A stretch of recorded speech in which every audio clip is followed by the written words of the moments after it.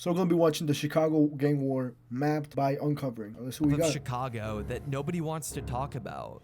It doesn't show train lines or bus routes. It shows a war. The gang violence. You ain't got no money. This shit real, don't Chicago. play. Just started shooting at the man on the court. A war that's been Damn. raging for decades across neighborhoods, parks, and even single blocks. Decades ago, Chicago's gangs Single were split block. into two massive alliances, the People Nation and the Folk Nation. But Folk today, Nation, People those two Nation. alliances have fractured into more than 100 different sets, each 100 fighting sets? for their own corner of the city.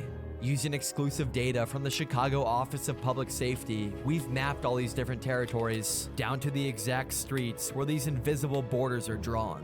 From the most notorious gangs to the deadliest blocks, we've mapped it all. This is Chicago's gang war mapped.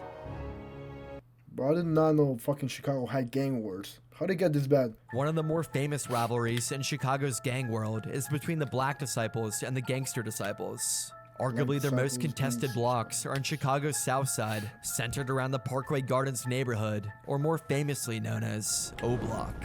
I guess O one Block. thing you always hear about is the O Block. Is it really that bad? Yeah. We got a large crowd, got 362 in the back of Parkway. Oh, God. We need some crowd control over there. 4 people shot. I need EMS now. I got a 10. O Block generally runs from 66th Street in the south to 63rd Street in the north, and then from South Calumet Ave in the west to South King Drive in the east. But much of this violence spills into the surrounding neighborhoods. O Block and Parkway Gardens once stood as a working class neighborhood for many black families who were migrating to the Midwest. It was even home to Michelle Obama when she was a child. But by Michelle the Obama. Fucking Michelle Obama's from O Block. 1990s, gang The fuck? violence grew. The nearby Harold Ikes and Robert Taylor homes were demolished, scattering all their residents and their gang affiliations into the surrounding neighborhoods. Much of the Gangster Disciples ended up moving above 63rd Street and also into the Woodlawns neighborhood. At the time, the Black Disciples already had a strong presence in the Parkway's Garden neighborhood, which meant the Black Disciples and the Gangster Disciples were now living directly next to each other. It's said that the hard borders between the two groups run down 63rd Street and Vernon Avenue. A walk across either of these streets means that you're walking into enemy territory. At first, it was mostly just small shootings and fistfights, largely over online shootings? insults. But then things exploded in 2011 when a Black Disciple named Odie Perry was shot and killed on the 6400 block of South King Drive. Odie's death became a turning point, and the Black Disciples named the block after him. Odie Perry was very well known locally, and his death by Gangster Disciples meant a declaration of war. We are getting reports of multiple people shot. 4 people shot. Dozens of people shot. 52 people have been shot. 61 people shot. 90 people shot. 90 fucking people. What the fuck? Bro, it went from 4 to 9 to 50, now all the way to 90. 100 people were Over shot 100. across the What city. the These fuck? were deliberate and planned shootings On by Christmas one gang weekend. against another. St. Lawrence Avenue from 61st to 63rd Streets were the Gangster Disciples' main staging area, while the Parkway Gardens neighborhood from 66th to 64th Streets were the Black Disciples' main staging area. Many shootouts then took place on the intersection of 63rd Street and South King Drive. If the Black Disciples were feeling risky, then they'd venture down 63rd Street heading east. And if the Gangster Disciples were feeling risky, then they'd head down 63rd Street to the west. Bang on 64th, 65th, King Drive. And on 63rd, over here kind of to the left, they dirty and stuff. They be up there just doing stealing and doing all type of petty stuff. So we don't go up there with them. Oh no, something ain't right up there. So I had to make it known, like, cause it's so close, we not from 63rd. Between 2009 and 2015, the 63rd Street corridor had the highest concentration of homicides in all of Chicago, where most of these deaths came from gunfights involving teenagers. A 14-year-old boy was shot around midnight. 16-year-old was shot in the chest. Wounded 6 people, including 3 teenage girls. Why the fuck would you shoot an 11-year-old? What the fuck can an 11-year-old do to you that you had to fucking shoot him in the chest? But O Block isn't just a battleground. O Block became an extremely well-known brand. Through rap and social media, its reputation traveled far beyond the south side of Chicago. Songs by local rappers like Chief Keef, Lil Durk, and King Von turned O Block into a well-known hotspot of crime all across the country. But today, the most violent parts of Chicago aren't the ones that are the most viral online. The deadliest gang wars have moved, and some of them are far more shocking than what happened here. Damn. Your personal information is everywhere, from your name to your phone number to your email address and even to your family members' names. Data brokers are making money by selling that information to advertisers, scammers, or anybody who wants it. The information report, which shows doesn't stop there. Delete Me keeps monitoring the appearance of scammers' name. Go to Delete Me, scan in and delete the most areas of Chicago. Thank you again, Delete Me, for sponsoring this video. One of the most violent areas of Chicago today is the Englewood and West Englewood neighborhoods. Englewood on Chicago's south side once had a bustling economy of local businesses and a much larger population than it does today. The three main gangs that make up these neighborhoods are the Gangster Disciples, Black Disciples, and Black P-Stones. Within these neighborhoods, Black the group's P-Stones. main borders are always changing. Who the fuck names these gangs? I don't want to get targeted, but Gangster Disciples? Alright, that sounds kind of nice. The Black P-Stones? Was there like meaning behind that I don't know? Or Black Disciples? Like there's no, like I don't know what's behind it. And there's like a reason for the name of it. Like I don't want to know. But generally, the Gangster Disciples dominate much of West Englewood and to the west of Oakton Park. Their main stronghold within this region is from 55th Street to the north, running all the way down to 75th Street to the south. And then mainly to the south of Oakton Park are the Black P-Stones. The Black P-Stones may not occupy the front headlines the same way the Gangster Disciples and Black Disciples do, but they are still very dominant in the region. Their control tends to be more localized in a block-by-block scenario, rather than having a large expanse of territory. Although their territory may be smaller, they are known as one of the most ruthless gangs in Chicago. On November 2nd, 2015, That's a crazy. 9-year-old named Tyshawn Lee was playing basketball with his No friends fucking at way. Dawes Park. No Dawes way. Park is on the border of the Black P-Stones and Gangster Disciples territory, and Tyshawn's dad was in the Gangster Disciples. Oh. On that day Tyshawn and his friends were playing basketball, a man named D. Wright Boone Dottie approached the boys. D. Wright picked up the basketball, dribbled it a few times, and then gave it back to the boys. After that, D. Wright persuaded Tyshawn to leave the basketball court and come with him to the store across the street. He promised Tyshawn that he would buy him something. Tyshawn then followed D. Wright into a nearby alley that was out of view of the park. There, D. Wright shot Tyshawn. In Chicago today, there was a tragic revelation Damn. in the murder of a 9-year-old boy. Probably the most abhorrent, cowardly, unfathomable crime that I've witnessed in 35 years of Give policing. him life in prison, bro. Tyshawn's father, P. Give that motherfucker life in prison. Why did he have to kill a 9-year-old? There's no reason to do that. Maybe if he had like beef with the dad, if you want to fight the dad or hurt the dad, okay, reason. If you had to go kill his fucking kid, you do not deserve to see the outside world ever. Fuck no. Send the motherfucker to El Salvador Seacot, bro. Damn. Pierre Stokes was alleged by authorities to have ties to the Gangster Disciples. D. Wright and his other Black P-Stone brothers were going after the Gangster Disciples and Pierre for revenge over another killing that took place just days earlier. D. Wright so and they the Black killed- P-Stones couldn't find Pierre, so they took out his 9-year-old son instead.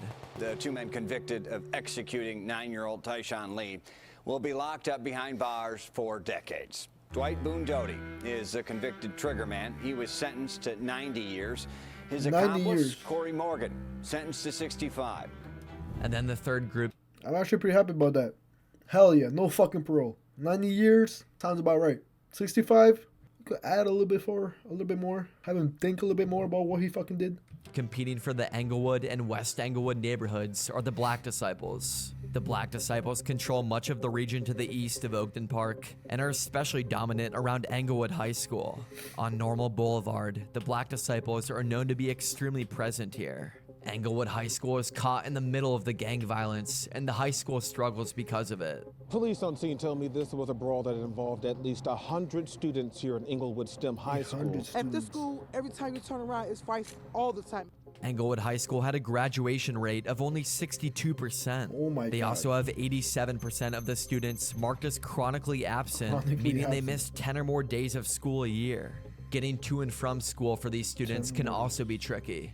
If you live on a Black Disciple block and have to walk home from school through Black Disciple controlled streets, it's safer to just be one of them than to be part of a rival gang or even seen as neutral. Because many families in Englewood face deep poverty and minimal access to after-school programs, gangs often fill the role of structure and belonging that schools and community centers can't always provide. You can even see the effects of poverty.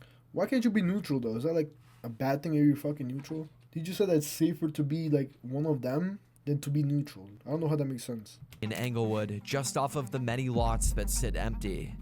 All of these empty lots aren't random, they're the direct outcome of economic decay. As jobs vanished and home values tanked, many homeowners couldn't keep up with their mortgages. The city seized many of these properties through foreclosure and then demolished them rather than rebuilding them. This has left block after block of open grass where homes once stood. Overgrown weeds, empty beer cans, and a lot of frustrated neighbors. The Morning Insiders uncover a pattern of vacant city-owned properties falling into disarray, leading to more than 100 complaints filed to the city just last year. People see this, they're scared to buy here, they're scared to rent here. Clean it up and secure it. But arguably the Chicago area struggling most with gang violence in 2025 is the Garfield Park area, or more notoriously known as K-Town. K-Town. That sounds familiar, I don't know why. But also, I feel so bad. Like, what can you even do in that situation? What can you do to make better? When you have like so many gangs that control people's lives, and there's just violence, there's no employment, and they can't really eat, they're going to resort to violence. So how can you really fix that? K-Town is a group of different neighborhoods with heavy gang violence, roughly running from West Lake Street in the north to West 16th Street in the south, and then from California Ave in the east to Cicero Avenue in the west. While the Black Disciples, Gangster Disciples, and Black P Disciples have a heavy prominence in Chicago's south side, it's an entirely different set of gangs that make up Chicago's west side. The major gangs out of K-Town include the Black Souls, the Unknown Vice Lords, the Four Corner Hustlers, the Traveling Vice Lords, the Conservative Vice Lords, the New Breed, and smaller pockets of the Gangster Disciples and Black Disciples. So there's so many fucking different In general, gangs. the two dominant gangs in K-Town today are the Vice Lords, who originated in K-Town, and then the Four Corner Hustlers, who have a large area of control around Garfield Park. In 2022, the Four Corner Hustlers were caught in a massive drug trafficking operation that was run on the block of 3900 West Jackson Boulevard, the 3900 block of Van Buren Street, and the 4000 block of Maypole Avenue, directly in the gang's territory. 10 members were arrested in this operation with nicknames like Peanut and D-Nice, but the operation was run by a 38-year-old man named Nathaniel Evans. 4 others allegedly worked as shift managers that oversaw drug sales at the 3 other locations. The shift managers were also in charge of receiving the supply of drugs from Mexico, protecting the cash, and then being on the lookout for the police. The drugs were packaged in small baggies and sold for extremely cheap, usually just $10 a bag. They were going for a cheap but high volume distribution strategy. Some of the drugs discovered by authorities were laced with fentanyl, making them far more dangerous. Federal authorities also seized many firearms from the gang, including 4 rifles, 4 handguns, a MAC-10 submachine gun, and a shotgun.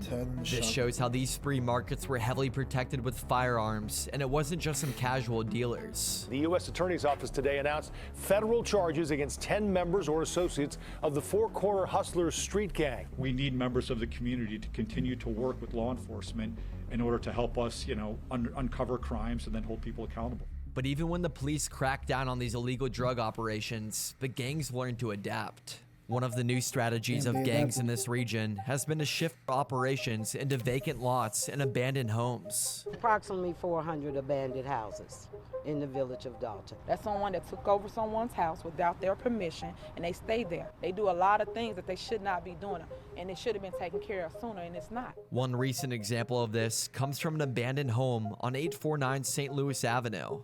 On the outside, it looked like an abandoned home with boarded up windows and graffiti on the front door. But on the inside was one of Chicago's most active stash houses. Neighbors say that the house had been vacant for many years. It's owned by the Chicago Housing Authority, but it's been left untouched and unsecured. Then in 2024, it turned into what police called an open-air drug depot. Dealers started operating their business right on the front porch, where buyers would pull up in cars, hand over cash, and then drive away with the drug of their choice.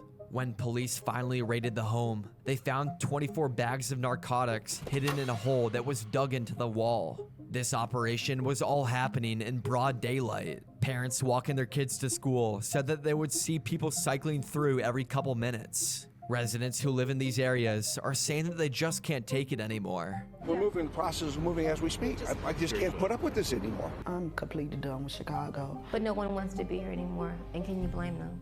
No, fuck no, you can't blame them. As more and more families move out, if you have a whole fucking narcotics operation going right next to your door, if there's a shootout, there's a very good chance that you might get shot. So fuck no, I'm not taking any risk, because you only get one chance. Sell the house. I don't think anyone will buy it, probably. Maybe that's what's stopping a lot of people that want to move there. No one wants to buy a house in O Block or K-Town because, you know, you don't want to get killed. But also, I mean, it's probably very, very, very cheap. So you never know. Some people might really need it because society, man. Homes often become abandoned when nobody wants to buy them. These empty homes quickly become Why would you wanna safe buy havens that? for the same activity that they were trying to escape. Today in West Garfield Park, more than 40% of the lots are vacant. But the cycle doesn't just stop with abandoned homes and empty lots. When neighborhoods start falling apart, it's often the kids who get caught in the cracks. Yeah. Because not only you gonna get killed, and them cats gonna get killed, but our kids is dying. One of the most tragic stories of young kids getting caught in the gang life comes from an 11-year-old named Robert Sandifer, nicknamed Little Yummy. Both of his parents were teenagers at birth. His mother was frequently in trouble with the law, and his father was in jail for most of his life. By age 4, Robert was removed from his mother's care due to violent abuse and was given to his grandmother, whose home had up to 19 different people living in it. Unfortunately, this new home offered Robert little protection.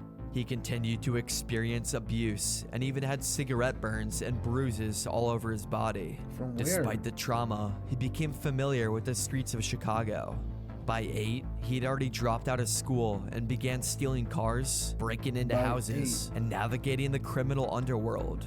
Around this time, Robert became affiliated with the Black Disciples. They often used Robert as a drug runner or to commit crimes, knowing that the legal system would often let him off the hook because of how young he was. By age 10, Robert even tattooed BDN for Black Disciple Nation onto his body. His criminal record quickly grew, and by age 10, Robert already had 23 felonies, including an armed robbery. At 11 years old, he had 23 fucking felonies. God damn, that kid is like messed up in the head. Like, not in a bad way, but like, that is like straight up shit ton of trauma dumped into that kid. Dropped out of school at 8, bro. It's all he knows. Can you even blame him? If every time you go out, there's shootings, people robbing cars, it's very likely you're gonna end up doing the same if you have nowhere to go. It's the only thing you know. Once you're like that deep in, there's not really, I don't know if there's going back. I don't know if you can change your life. 23 fucking felonies. You can't even get a job anywhere. 23 felonies? It'll be a miracle if they let you work at McDonald's. Tragedy first struck though when Robert turned 11.